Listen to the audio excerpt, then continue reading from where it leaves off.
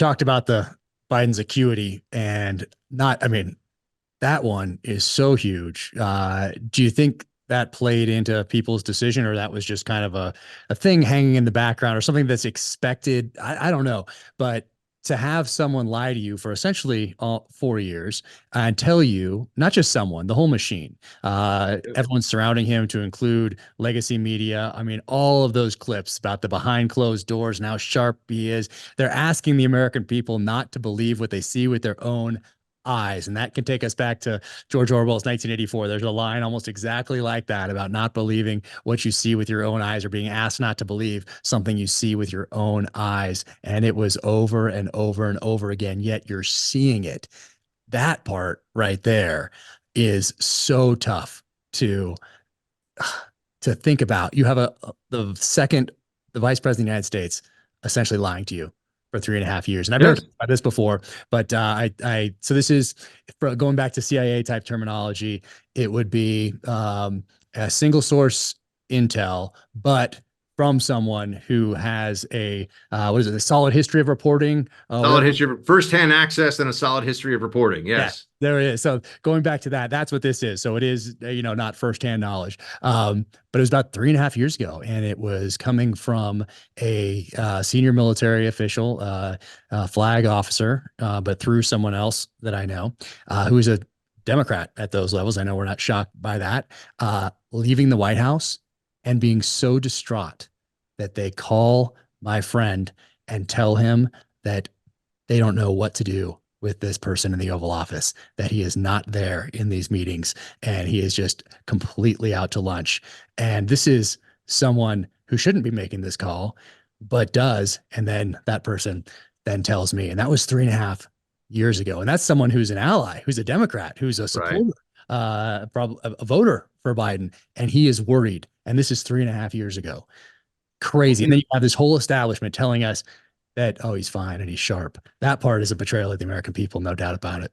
Oh, it absolutely is. And I think when you look at the ethics of the people who are obsessed with Trump's ethics are somehow always so suspect, or just completely lacking. I mean, I used to say that the people who are constantly shouting about Trump's lies are some of the biggest liars I've ever seen in the media. They will lie, and people say, "Oh, what are you talking about?" Okay, they will say that Trump lied about crowd size. And I'll sit here and say, okay, look, he says he's amazing, the biggest crowds in history. Who cares? Like, that's not a lie that upsets or affects anybody in any meaningful way. They'll say that he said that Liz Cheney should be shot. That's just a lie. I mean, and that's a nasty, destructive lie meant to change your opinion about the character of another person in a way that is meant to help Democrats grab power.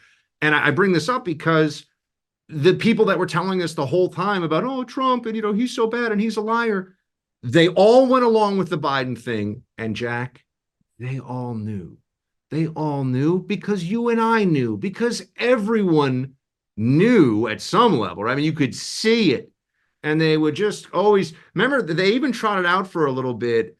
What was the, I can't even remember now. Remember there was the phrase where they said, oh, cheap fakes. There's the deep fakes and they had cheap fakes. Mm-hmm. And that lasted about a week from the White House, because that was earlier this year, because everyone's like, it's not a cheap fake, it's a video of the president.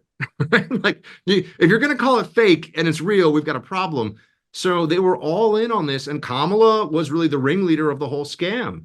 And I think that people subconsciously, or I just think that they understood that there was something deeply dishonest about that. And with Joe Biden, I mean, I will say, we did have a real-time test of, are you really voting with the Democrats? Are you voting for a candidate, or are you voting for a system? I like to call it the apparatus. Mm-hmm. Back to the Soviets. Yeah. Oh, yeah. Yeah. So, and the answer is you're voting for an apparatus. You're voting for this machine-like political system that creates certain outcomes with individuals who are all basically given orders by a hive mind that doesn't have any specific head, but has all these people that they're a collective, right? They're collectivists. Mm-hmm. And I know they'd say, oh, well, isn't that just like Republicans? No, I don't think anyone thinks that Donald Trump is some non-entity in part of a broader machine who makes no decisions. But the Democrat, Joe Biden was, and I think Kamala would have been too, just a figurehead for other decision-making and other people to determine what policy should be and all the rest of it. So, and I'm glad that they didn't get away with that lie. I'm glad they didn't get away with the lawfare. I mean, there's so much justice that was done in the Democrats' loss, and that's one of the best things about it. And the greatest thing is what it means for the country going forward. But the second best thing is it was a slapdown of so much bull crap. I don't know if I can curse on your podcast, but Sure. bull. Yeah. Yeah. It's all fascinating to me as I look at it and I study it. Did you see what Adam Carolla, he had that thing about politicians being on that racetrack at Disneyland where you can spin the wheel as the driver, but you're on the track. And there's no getting off that track. And that's what they're looking for, is just this apparatus, this machine to have someone there that just spins the wheel, but it doesn't do anything. A 5-year-old can get on that. A 2-year-old can get on that at Disneyland and just go along on this track that is a car, but there's a track down the middle of it, and nothing lets you actually steer it and get off that track. And when you get someone who comes into that system that tries to drive off the track, then that entire bureaucracy, that entire apparatus that only continues to grow in power, that is when they come for you. Well, that reminds me of the CIA, right? That place, it seems bureaucratic and lethargic and often inept until somebody pisses off the 7th floor. Then all of a sudden, all hell breaks loose and you're toast.